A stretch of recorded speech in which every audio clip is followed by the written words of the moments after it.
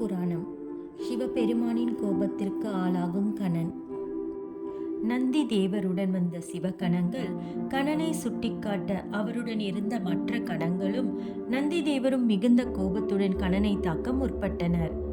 ஆனால் அவர்கள் அனைவரும் இணைந்து தாக்க முற்பட்ட போது தன்னுடைய தாயை மனதில் எண்ணி அவர்களை தாக்கத் தொடங்கினார் கணன்.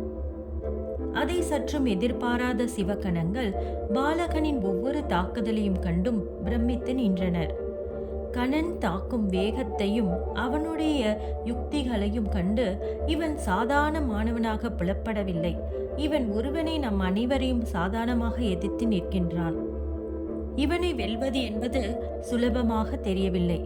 இந்நிலை தொடர்ந்தால் சிவகணங்கள் அனைவரையும் இவன் வெற்றி கொள்வான் என்பதை உணர்ந்த நந்தி தேவர் இச்செய்தியை எம்பெருமானிடம் தெரிவிக்க வேண்டும் என எண்ணினார். உடனே நந்தி தேவர் சிவபெருமானிடம் சென்று நிகழ்ந்த அனைத்தையும் தெரிவித்தார். நந்தி தேவர் மூலம் செய்தியை கேட்ட சிவன் மிகுந்த கோபம் கொண்டு, சிவகணங்களை எதிர்க்கும் வல்லமை படைத்தவனா, அவனுக்கு உகந்த பாடத்தை கற்பிக்க நானே வருகிறேன் என்று கூறி புறப்பட்டார். சிவபெருமான் மிகுந்த கோபத்துடன் செல்வதை அறிந்த விஷ்ணுவும் பிரம்மாவும் அவருடன் சென்றனர். மேலும் சிவகணங்கள் தாக்கப்பட்டதை அறிந்ததும் தேவர்களின் வேந்தனான இந்திரனும் தேவர்களுடன் கணன் இருக்கும் இருப்பிடத்தை நோக்கி புறப்பட்டார். பார்வதி தேவி நீராடும் மண்டபத்திற்கு வெளியே சத்தங்களும் கூச்சலும் ஏற்பட்ட வண்ணம் இருக்க, தேவி தனது தோழிகளை அழைத்து நிகழ்வனவற்றை அறிந்து வருமாறு அனுப்பினார். தோழிகளும் வெளியே சென்று நிகழ்ந்த அனைத்து விஷயங்களையும் அறிந்து கொண்டனர். உடனே தோழிகள் தேவியிடம் சென்று அறிந்த அனைத்து செய்திகளையும் எடுத்து கூறினர். தோழிகள் பார்வதி தேவியிடம் கணன் தனக்கிட்டப்பட்ட பணியை நல்ல முறையில் செய்து வருகின்றான், சிவபெருமான் தங்களை காண வந்தபோது அவரை தடுத்து நிறுத்தி தன்னுடைய தாய் நீராட சென்றதாகவும் சிறிது நேரம் கழித்து தங்கள் அன்னையை காணலாம் எனவும் கூறியுள்ளார். ஆனால் கணனின் பேச்சை கேட்ட எம்பெருமான் கோபம் கொள்ளவே தம்முடன் வந்த கணங்களை கொண்டு தகுந்த பாடம் கற்பிக்குமாறு கூறி சென்று விட்டார். சிவகணங்கள் மற்றும் நந்திதேவர் என பலரையும் தாங்கள் அளித்த தண்டாயுதத்தை கொண்டே கணன் விரட்டி அனுப்பியுள்ளார்.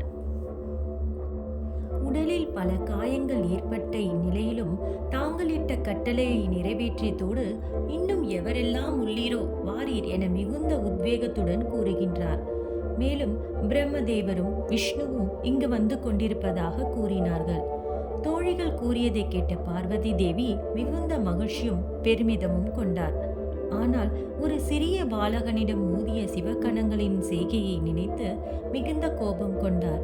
எனவே கணனின் பாதுகாப்பிற்காகவும் அவருக்கு துணையாகவும் 2 சக்திகளை தம் மனதில் எண்ணி உருவாக்கினார்.